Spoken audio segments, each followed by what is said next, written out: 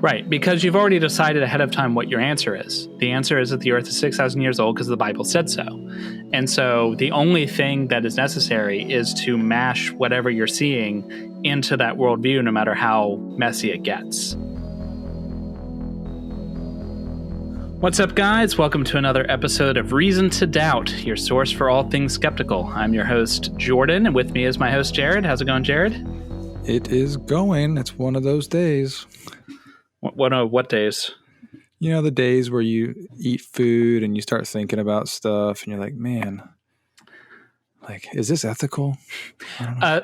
So I was on the 604 Atheist show yesterday talking about my deconversion story. And in the after show, a question came up of human cloning. And like, suppose that you could clone someone. And so you just clone their meat and it was sold in the store. Would you eat it? / would it be ethical? I would eat it, and I think it would be ethical. Yeah, I'd 100% be down. Some people are like, that's gross. I was like, give me some of that leg meat, you know? Yeah. Like, what do they call it? Lawn pig or something like that? Yeah, like, long pork. Long pork, yeah. So the serving suggestion I gave was North Carolina barbecue.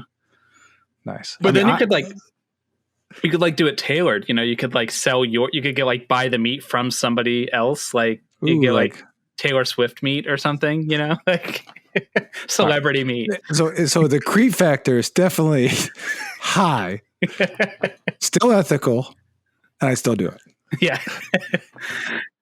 Okay. Anyways, today's actual topic of conversation is Young Earth Creationism. So we're going to talk about what it is and its popularity and maybe get into some of the arguments against it. We think we're going to do it a couple episodes on this because it's a big topic and it's something that I'm super familiar with because I used to be a Young Earth Creationist. I was never a Young Earth Creationist. I've always been an Old Earth Creationist. And now I'm not even a creationist. I'm just an Old Earther. Right. Otherwise known as someone scientifically literate. Today's episode, before we get into it, is brought to you by the begging the question fallacy. Otherwise known as a circular argument. So when you're begging the question, your conclusion is in the premises of your argument. So you basically assert the thing that you're arguing for. You assert it's true before you start. Yeah. So an example of this would be, we know God exists because the Bible says so, and we can trust the Bible because it is the inspired word of God. Checkmate, atheists. Boom. In that statement, basically, when they say that it's the inspired word of God, that assumes that God exists, which is the thing that they're asserting is the fact. So if you assert something as true and then conclude that it's true, then you've made a circular argument. It's fallacious, no matter what a precept tells you. So don't do that. But don't be a precept. Please don't be a precept. Literally anything other than that. I would rather you be a Young Earth Creationist than a precept. There's a lot of overlap between the two. So Young Earth Creationism. Basically, it's the belief, usually within Christian circles, though not necessarily, that the Bible should be taken as literally true. So the Genesis account in particular, in the beginning, God created the heavens and the earth. That actually happened exactly as written in Genesis. So God creating the earth in 6 days, like created the heavens and the earth. And then, you know, I forget what day 2 was. Day 4 is like the sun. He created all the animals. He created Adam and Eve. Which one you're reading? Well, yeah, it depends on which account in Genesis because it's several accounts stitched together. But it's literal, and we take it literally, so. Right, it's literal. Whatever it says, that's what happened. And this all happened about 6,000 years ago. Some go up to 10,000, but within the last 10,000 years. Yeah, and the way that they get to that number is they add up the genealogies. This is the main way they get to it. They add up all the genealogies. You know, it's like, and Ahab begat so-and-so who begat so-and-so, and he lived 300 years, and he lived 600 years. They add them all up, and they go all the way up to Jesus, and they go, hey, look, it's about 6,000 years. So, and the first person to do that, at least most popularly, was a guy named Usher. It's not the singer. Not the singer. Usher. He was an Irish priest. And yeah, he basically just summed up. He did some fancier footwork trying to figure out like overlapping dates or whatever. But more or less, he just basically summed up all of the genealogies that are listed in the Bible and said, well, there you go. Interestingly enough, though, Usher wasn't around until like the 17th century. So this idea of a young earth, old earth, like the distinction really wasn't even important in Christianity up until that point, because like, you know, modern science is starting to reveal like, hey, the earth may be older than, you know, X amount of years. So they didn't have a reason to even like look into it or think about it. Yeah. For most of Christianity, it's been accepted that parts of the Bible are allegorical and can be taken that way. Like I mean, you've always had biblical literalists or fundamentalists, you know, at all times, and it's likely that Jesus probably believed that Noah existed. I mean, I could believe that, but Christian thinkers in the second, third, fourth, fifth century had no problem saying that certain stories were allegorical, meant to teach lessons. But there was a movement growing out of the Protestant Reformation with Luther, and then who focused everything back on the Bible. Like everything, all of this tradition should be disregarded. Only what's in Scripture matters. And that led to increasing amounts of literalism, basically like it's in the book black and white. And over time, that led to about the late 18th century, where you had the Young Earth Creationism movement, which at that point was called creation science, really took off. Yeah. So it's in the sense of the whole religion, it's a very new phenomena. When you think about it, it's almost like a new religion, right? Like it's a spawning off as a response to something that's happened within the secular world. So the secular world, science says, hey, the earth is X million billion years old, depending on when they are in history. And then so the Christian goes, no, but my Bible says it's not that old. And then they have to go off and. Right. Which the Bible doesn't actually say that at all. It doesn't say anything about it. Right. Like you do have these genealogies, but that's, first of all, in the literature of the time, it was not uncommon to exaggerate the ages of people who were important. This isn't just in the Bible, but in other Near Eastern writings. They'd say so-and-so ruled for, 600 years or whatever, but nobody actually believed he ruled for 600 years. It was it was a way of emphasizing his importance, basically. Yeah, and the Hebrew word for day, which is used in the Genesis account because it's written in Hebrew, is yom. And just like the way that we have the word day today, it could be translated or meant have different meanings, right? So like somebody could say, in the day of, or there'll be a day of reckoning coming, or like somebody say in the day of the dinosaurs, right? Where it doesn't actually literally mean one day. It could refer to an era. It could refer to a period. So even within the scriptures, it doesn't even necessarily have to mean a literal one day. And even if it did mean a literal one day, it wouldn't matter, right? Well, it matters to the person who thinks it's literal, right? Like the person who interprets it as inerrant, literal. So this may seem to, I imagine, most of our listeners as something crazy that maybe only a couple people believe. So why are we bothering to talk about it? First of all, how dare you? Because we talk about crazy things that only a few people believe in all the time. But secondly, and more importantly, it's actually not a small portion of the population. So if you're living in the United States, according to a Gallup poll from 2019, so only 2 years ago, 40% of Americans believed in Young Earth Creationism. So the question was, which of the following statements comes closest to your views on the origin and development of human beings? And the most popular answer was that God created human beings pretty much in their present form at one time within the last 10,000 years or so. That was 40% of respondents. That blows my mind. The single most popular answer. That's almost half of America. Almost half. Now, the next most popular answer was that humans developed over millions of years from less advanced forms of life, but God guided the process. So like your theistic evolution, right. That was 33%. So if you put the two together, 73% believe in some form of creationism. Which, I mean, that I guess makes sense. Like if you're a Christian, you think that God created everything, right? So like it would make sense. The last the last response was God, basically the same as the other one, except God had no part. That was 22%. So they've been doing this same question since 1983. And in that time, the other two responses have more or less stayed stable. But the number that believe God had no part has gone up. So I guess the I don't knows have shifted more to saying God had no part. So That's like promising. When they started in 1983, God had no part was 9%. Now it's up to 22. So that's good, I guess. But way more dangerous, though, is that almost half, like you said, almost half of Americans believe that the Earth is younger than some trees.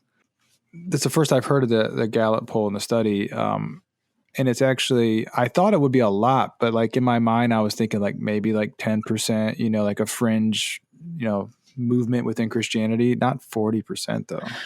Now, I would guess that if you pushed some of those 40% and rephrased the question or like, prodded them, you might be able to get some of them to back off on the age and things like that. Maybe they just haven't thought deeply about it. But the fact that that's like, given those three options, that's the one that 40% go for is very concerning, right? Yeah. And it's not like that those people are the ones out there like on message boards, like trying to debunk evolution and stuff. Like they're probably just the average Joe Christian who's just like, oh yeah, Bible's 10,000 years old. So this is mainly a problem in America. We're like the world's beacon for young Earth creationism, but it is growing in Western Canada, thanks to mainly American influence. It's also growing in the Netherlands, of all places. I talked to some European atheists, and for the most part, it's like young Earth creationism just doesn't a thing, except the Netherlands. Like for some reason, they've got like this huge growing pocket over there. In America, some big names in young Earth creationism would include Answers in Genesis. So that's like the Ken Ham. You weren't there. That's my awful, terrible Australian accent. He's the guy who built Noah's Ark in Kentucky. Yeah, he's also the guy that debated Bill Nye, the science guy. Right, who's a mechanical engineer. And I think it's funny that the Noah's Ark, first of all, they built it with all modern tools. So it's like all like sawed lumber and everything. There's like steel beams and right. Yeah, it had to be like externally supported everywhere. Yeah. And it's like, yeah. You go inside. Like I've never been there, but I've seen like virtual walkthroughs and stuff. And there's literally like, auger bolts and stuff like holding everything together. It's like, yeah, not much faith in the divine design, I guess. Yeah. Other names would include the Institute for Creation Research. They funded the RATE project, which I might mention a little bit. But so this is a well-funded, organized group or group of groups, I guess I should say. And their goal is to get evolution taken out of schools and get creation at least taught alongside. Teach the Controversy was their rallying cry for a while. Or often more successfully to get Christians to insulate themselves, take their kids out of the public school system. It's very popular for young Earth creationists to do homeschooling and to create not necessarily homeschools, but also create their own private schools and try to get funded. I don't know if you remember, DeVos was trying to push that through Congress and stuff. But so that's what happened to me. My mom pulled us out of public school, not for religious reasons, but at the same time, because she was a creationist at the time, I was taught creationism. So all of my science books were exploring creation with and then insert subject. So everything I got was from a creationist point of view. It never occurred to me, like I didn't know that I was in a minority, though evidently not. It was still a very large minority. Yeah. But everyone I knew basically viewed it this way and thought the Earth was 6,000 years old and everything. So it didn't occur to me for this to be weird, Well, it's only weird to us. I guess, yeah. It wasn't weird to me at the time. So you might be thinking, well, how could these people come to this conclusion? Like, aren't they aware of the modern scientific evidence? The answer is largely no, in my own experience. Most people. So I'm going to speak from my own experience. When I was a creationist, I was aware that people thought that the Earth was that the universe was 14 billion years old and stuff like that. But there was always a ready-made, prepackaged answer from like Answers in Genesis or something. And as long as I had an answer from them, I was good. Here's some examples of the level of rigor that your run-of-the-mill creationists like myself when I was a teenager might have had. So one of the arguments, one of our favorite ones, was that the second law of thermodynamics precludes evolution, proves it's wrong. Can't get order out of chaos, or what is it like? Basically. So that's what they think it is. But at the time, I couldn't have told you how many laws of thermodynamics there were. I just knew there was definitely at least 2 because I knew there was a second one. The answer is 4. There are 4 of them. Laws 1, 2, 3, and 0. Anyways, the second law is entropy. One example that's often used is like if you leave your room alone and leave your house for a month and come back, it'll be messier, right? That's entropy. Well, kind of, but not really. But that's the interpretation that the creationists are using. They're saying that, look, people are saying that life is getting more complex over time, and you can't have that because things tend towards disorder. They're always decaying. And so, therefore, boom, doesn't work. So how you've probably heard it expressed when you were coming up in high school, if you heard it, was that all things tend towards disorder, right? Disorder always increases or something like that. What it actually says is that the entropy of a closed system will always stay the same or go up. So the total entropy of the universe is always increasing.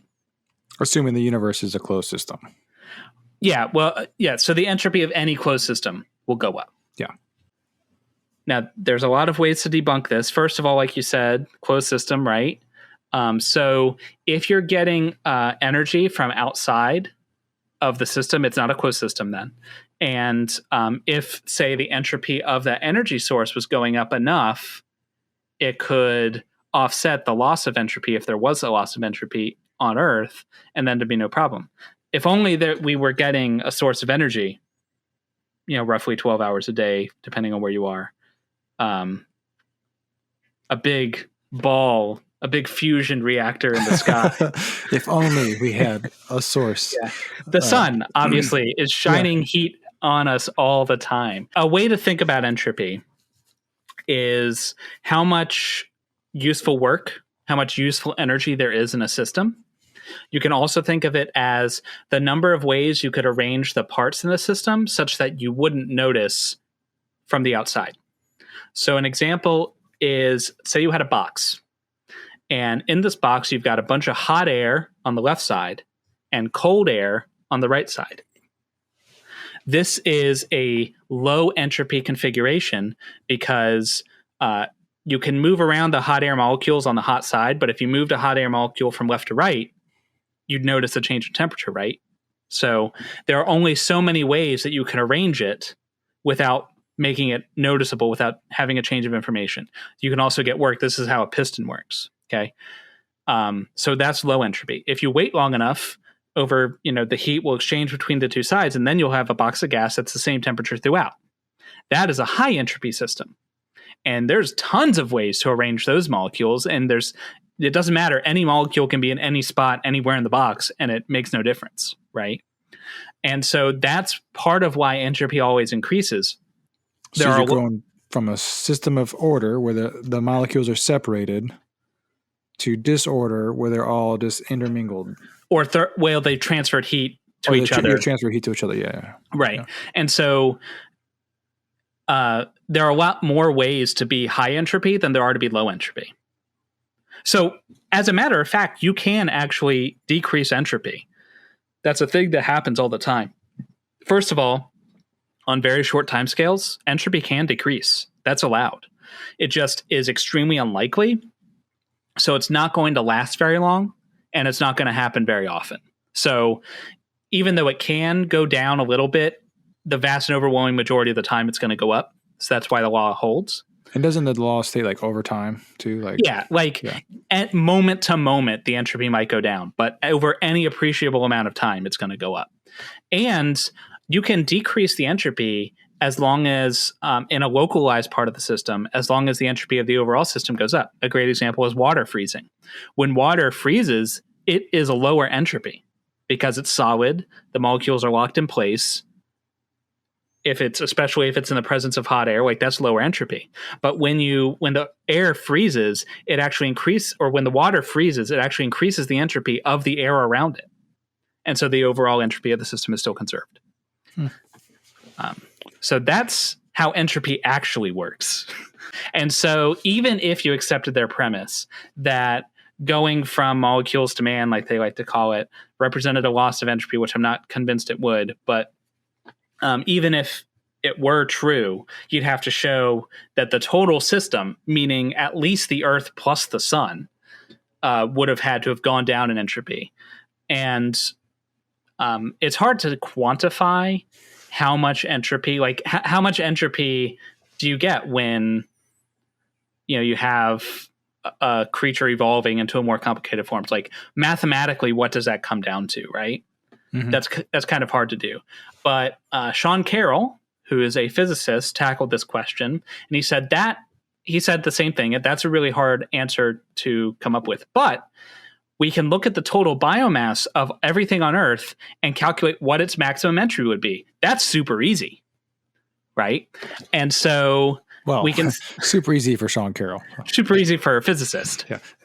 And he said, so if we just took a whole everything on Earth, the biomass, put it into a big squishy ball and gave it maximum entropy, we'd find its entropy is 10 to the 44 in entropy units, which are units of energy, but that doesn't really matter. Just 10 to the 44 entropies. And, so the question is, how much entropy does the Earth generate? So like that's like, as long as we can generate that much entropy over time, by converting high energy photons into low energy ones, then we'd have enough spare entropy basically to create all this life. So it turns out that amount of entropy is given to the Earth by the sun in a year. So in 1 year, we'd have enough entropy budget, so to speak, in order to account for the maximum amount of entropy we could possibly need to create all of the life on Earth. Another tagline I hear from Young Earth Creationists all the time is, if evolution is true and we evolved from monkeys, how come there's still monkeys? It's funny you say that, actually. I was, my son, at the end of the day, he thought he had we have a saying in our house called big brains. Like whenever we have like a good idea or somebody does something, we're playing a game, like, oh, big brains, Right. Look at the big brain on Brett. Exactly. That's where it came from. Right. So he thought he had a big brains moment. He's like, they say, we evolved from monkeys, but how come they're still monkeys? And then he's like, what are the monkeys going to evolve into? Like maybe they could evolve into something. I was like, I had to stop him. I said, okay, all right. I'm glad you're thinking about this, but let's roll back a little bit here. Okay. First of all, it doesn't say we evolved from monkeys. That's not how this works. We share a common ancestor, and I started breaking down how, the evolutionary theory. And at the end of it, he's like, yeah, but what if the apes keep evolving? They could be new humans, right? And I'm like, so kind of, yeah.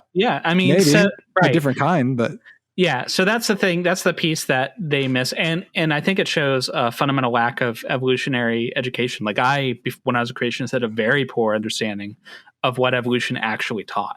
But like you said, no modern human evolved from any modern species.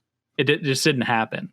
But us and ancient species shared a common ancestor that evolved into two different branches. And those branches can never come back. So an ape, under the right selection pressures, could potentially evolve language and greater intelligence and all those things. Maybe. Like, evolution has no goal.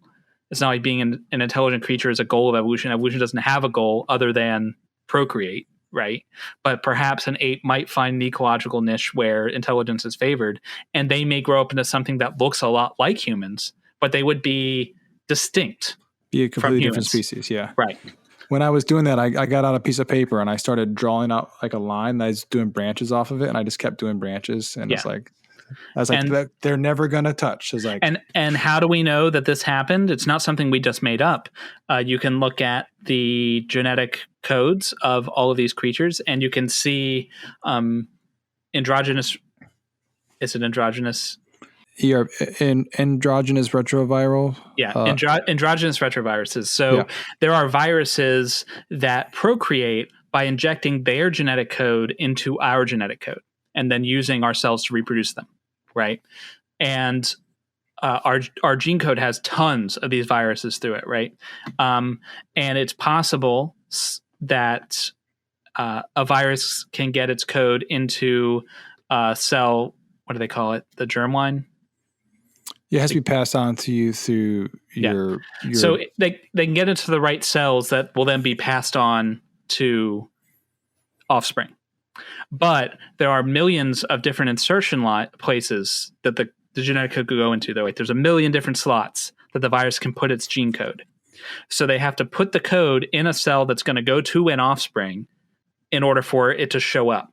So if we see two species that have the same virus insertion spot, right? Basically, the same virus in the same spot on the same cells, either two viruses infected two different species at the same spot randomly in just the right cell for it to show up, or they shared a common ancestor that passed it on to both of them.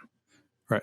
And that may sound like it's like a flip of a coin. It's not a flip of a coin. Like when you do the math and you figure like the probabilities for which one, like it's, and then repeat that hundreds of times. Yeah, exactly. Yeah. So because there's hundreds of examples of this. And then you've also got morphological things like, our hand structure is the same going back through all the different apes. You can see a similar bone structure in like whales and stuff like that because we all have a common mammal ancestor. Our tailbone.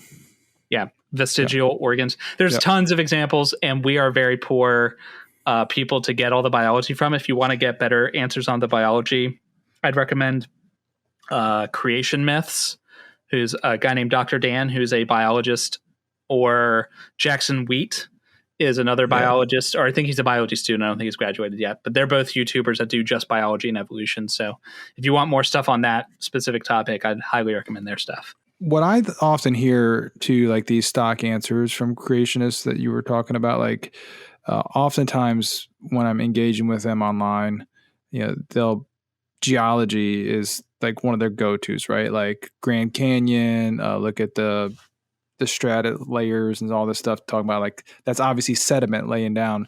Is that something that was taught to you when you were a child, like, or when you were being presented this information? Yeah, I was taught that all rocks are laid down in floodwaters, or all of them could be, and that could explain the entire geologic column.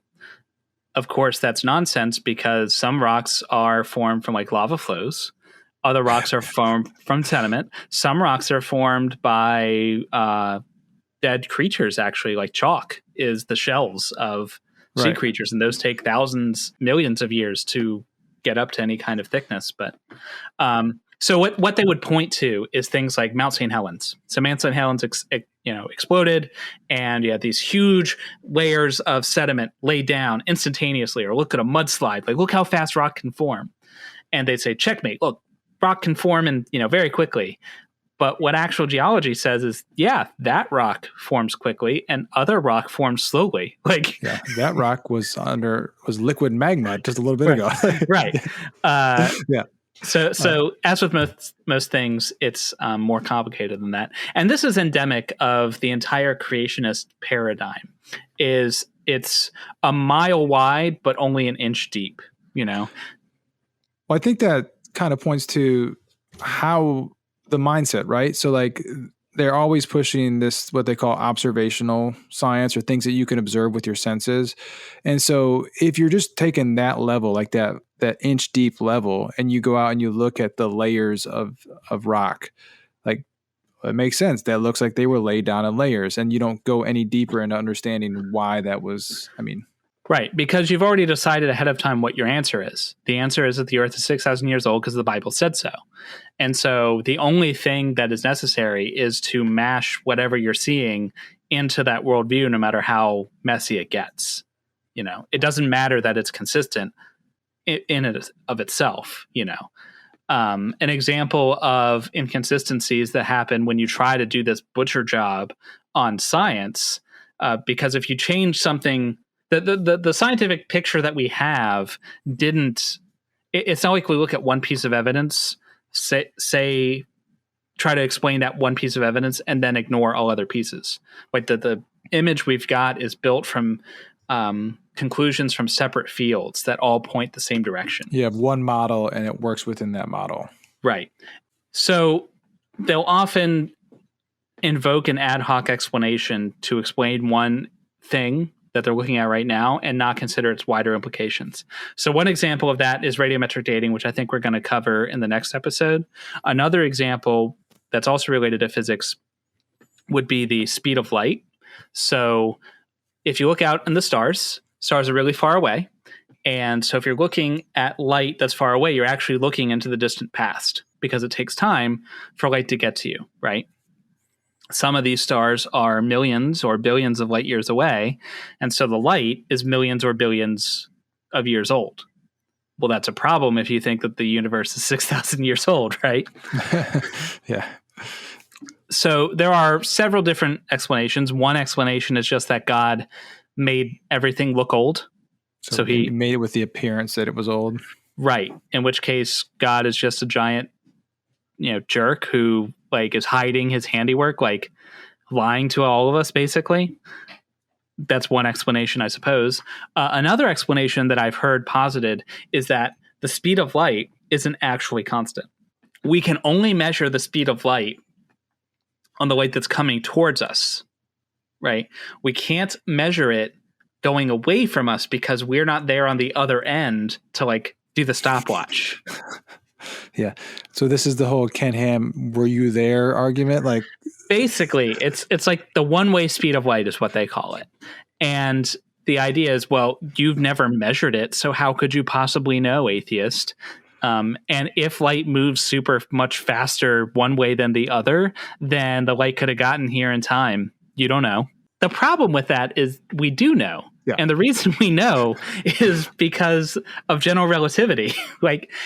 So in case you aren't steeped in your physics, in case you forgot your college level physics course, Einstein's great revelation was that the speed of light was constant.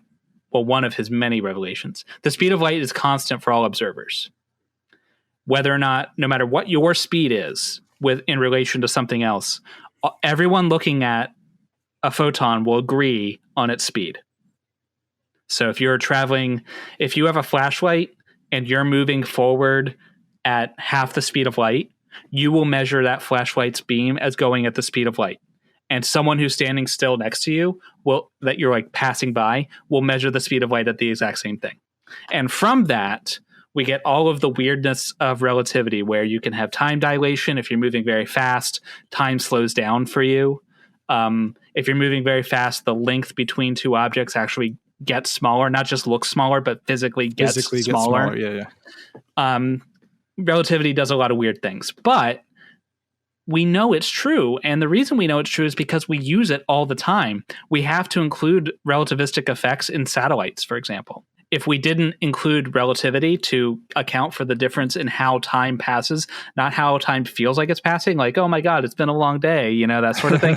But no, time actually goes slower if you're going faster. And satellites are going sufficiently fast that we have to take that into account. If we didn't, GPS would stop working in a matter of weeks. That's because crazy. The clocks on the satellite would get so out of sync with the clocks on Earth because time is moving slower for those satellites. That's insane. Yeah. And so literally the evidence that they're wrong is in the phone that they're using to type to you.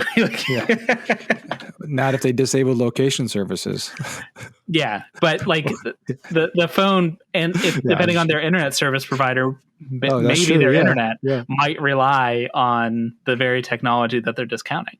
But again, they don't consider these wider implications. It's all, did I answer the objection that I'm hearing right now? If yes, then don't apply that to anything else. It also sounds too like what you're saying is they only address a question or an objection in the moment, and they don't compare that to their other answers, right? So like, whereas the science model, like for example, evolution takes all these different sciences together and all these different pieces of evidence. All right, does this new piece of evidence fit in with our model? Whereas a creationist, they just address one at a time and they don't try to fit it in with their model. Is that, I mean, so it depends. I mean, there's a lot of different creationists. So that's how creationists that I've interacted with, like Nephilim Free, who's very bottom of the barrel, who just kind of throws out ad hoc explanations all the time. More professional scientists, quote unquote, creationists, because there are creationists with like actual science degrees, like physicists and biologists and everything. There are not very many of them, but they are there. And so people like publish in the Creation Journal, they, being trained scientists, will try to build an actual model. So they do a little bit more of the next steps. But even then, because they've already committed to this model, they have no problem invoking magical thinking. So I've certainly seen examples in the Creation Journal, for example, when they say, okay, in order for the earth to be young as we know it is, then X has to be true. X implies some other thing that we can't figure out, but we know that that's not a problem because we know the earth is 6,000 years old. And that's the end of the discussion. Like, that's not how science works, though. Yeah. There are definitely points like I've had or been privy to conversations with, say, Andrew Snelling and other creationists who basically admit that magic is necessary for their model to work. Like at some point, God has to reach down his noodly appendage and shield the earth from heat, or magically speed up evolution, or do whatever magical thing is necessary to make things work. If you admit that, then why even bother with the other stuff? Just be like, yeah, God did it. Like, I don't even care if you're wrong, you're right or wrong. I don't care. God did it all. Right. And I have encountered those creationists who are like, I don't care what evidence you give me, whatever it is, God did it. And I'm like, well, at least you're consistent. Like, exactly. I'll give you that, you know? I mean, that's the model I would adopt. Like, yeah, I mean, I've jokingly said that, hey, if you have a magic space wizard, I mean, use the magic space wizard, right? Like, just that'd be the worst debate ever. Yeah, but space wizard next. Yeah, magic next question. So yeah, and I think it shows a tension. I think because like me as a young Earth creationist, I thought the scientific evidence pointed in a certain direction, and I wanted to follow whatever the science said. I was just woefully ignorant of what the science said. But I think there's this tension where, well, if we invoke magic, then it's not science. And so we want to pretend to be science, right? So we can't invoke magic. We want to show how it happened physically. Right. I think the key there, what you're saying is like pretend to be science, right? Because I've seen some of the curriculum for like young Earth creationists that they send home to like homeschoolers and stuff. And what they present as science is not actually the scientific method that I was taught in a public school system, or, you know, that I was exposed to in my undergrad. Like, that is very different. So like, if you're teaching a method of science that isn't actually science, then it causes problems for all other things in your life too, right? Yeah, they definitely endorse an anti-scientific worldview. When I was one image that sticks out of my mind from my textbooks was they were explaining the scientific method, and they had their figure was a little stick figure running down the street, and that's like your theory, right? And then there's hurdles in your way, and those are the evidence. And if you jump over the hurdle, you like answered the evidence or something, right? But eventually the stick figure tripped because they made a prediction that didn't work. And they said, so if that happens, you have to throw away the theory. You're not allowed to use it anymore. But evolutionists don't do that. What they do is they change their theory and make it fit the evidence. And that's not science. And I'm like, no, that's exactly what science is. Yeah. Like, you literally just ran 800 meters and you tripped on the last hurdle. So just go back 100 meters, get a new hurdle. I mean, maybe that new piece of evidence is enough to disqualify your entire theory. Maybe, but maybe if you just like change something, maybe now your theory is better and it fits as new evidence. Like, that's fine. But like you said, it affects real things. Take the pandemic, for example. There's a pandemic, a rash of young Earth creationists who are also anti-vaxxers. It's been kind of entertaining to watch in the creationist sphere, because you have some organizations like the Institute for Creation Research who are openly anti-vax themselves, but you have others like creation.com that are not anti-vax, and they have done like live streams trying to explain to their followers why the vaccines are safe, how you can trust them, you should get vaccinated. And every response, just page after page after page, is their followers telling them that that scientists can't be trusted, that they're lying to them. And the people doing the creationist hosts are like desperately trying to debunk this stuff. And it's hilarious because your audience is only doing what you've trained them to do for decades. Right. You've told them to mistrust the science that they're using, and then use a method that concludes that you can't trust that stuff. It's right. You've told them for years that scientists are lying to you, that the evidence doesn't support evolution, that all these scientists are just closing their eyes and like pretending that this stuff doesn't exist because they have an agenda. You've told them this over and over and over again. And now all of a sudden be like, well, I mean, yeah, but not these scientists. This science is good. That's not going to work. Yeah, you can't have your cake and eat it too. Like, right. And so that, I think, just like we always try to loop back into like real life, because something that we hear from people, why are you bothering to do this? Like why skepticism? You know, who cares if someone thinks that they wave their hand and it heals someone, or who cares if someone believes that the earth is 6,000 years old? You know, what does it matter? It matters. It's literally life or death. I mean, the truth matters just in general. I think that we'd all be better off if we had more true beliefs and fewer false beliefs. Right. And just scientific literacy, I think, is important. We'd be better off as a people if we were more scientifically literate. But right now, you can clearly see people are literally dying because they don't understand science. Like, hundreds of thousands of people are dying because a large segment of the population, at a basic level, not only doesn't understand science, but doesn't trust it either. Yeah, there's a difference there between not understanding it and not trusting it. And it seems like the Young Earth Creationist movement is anti-science. It teaches that science is bad, that it's wrong. And as a result, you have what we have today. But you're also talking about a population of people who, like you said earlier, are isolating themselves, right? So if you put yourself in an echo chamber, so that the average Young Earth creationist isn't going to be exposed to all these high level arguments, right? They're not going to know about the comets and like why the tails and all this stuff, like all those kind of arguments. All they're going to know is like the basic level stuff that you were taught when you were a kid. And then they're going to go on about their day because they don't care, or they never get exposed to people trying to challenge their beliefs, right?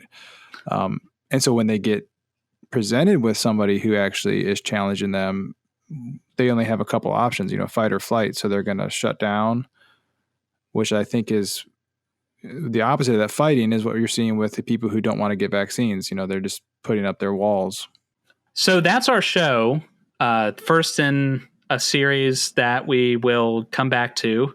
Not sure if we're going to do it consecutively or how many episodes we're going to have, but since it kind of spans both the science and the religion parts of our podcast, we thought it might be interesting to the two sides of our audience. Yeah. We thought we'd start with a 30,000 foot view, kind of give an overview of like what Young Earth Creationism is, why we're talking about it. And it also lets Jordan flex his muscles a little bit, since he really is really knowledgeable on the topic. So certain parts of the topic, the biology, not so much, but the other stuff, which we're going to get into next time, I think we're going to talk about radiometric dating and the Oklo phenomena, a naturally occurring nuclear reactor, which is like the coolest thing that has ever happened in the history of the universe. Yeah. So if you think that sounds interesting, tune in next time, which I guess will be released on the end of the month or beginning of December. If you like this podcast, like this episode or any of our episodes, drop us a like or comment on whatever platform you used, on Facebook or whatever. Let us know what you liked about it. If you are a Young Earth creationist and you think that there's some brilliant piece of evidence, we actually got a gentleman who gave me a 6-hour stream. It was like, this does you debunks it, like debunk this stream. And I was like, bro, 6 hours, you're gonna need to give me something specific for me to tackle. And I did. Maybe next time I'll actually bring in his specific complaint too. But anyways, we're going to go into more of the specific evidence and claims and kind of do more traditional debunking episode next time. So tune in for that. Share this around with your friends. If you have some Young Earth friends, Young Earth Creationist friends, share this episode in the next one, and I guarantee you they will be atheists by the end of it. I don't actually guarantee that at all, because you can be an evolutionist using their terms and also a Christian. That's fine. Most Christians are. Well, apparently 40%. I don't know. So. Hey, 40% is still a minority. So, well. But anyways, to the other 60%, remember, you've always got reason to doubt. Peace out.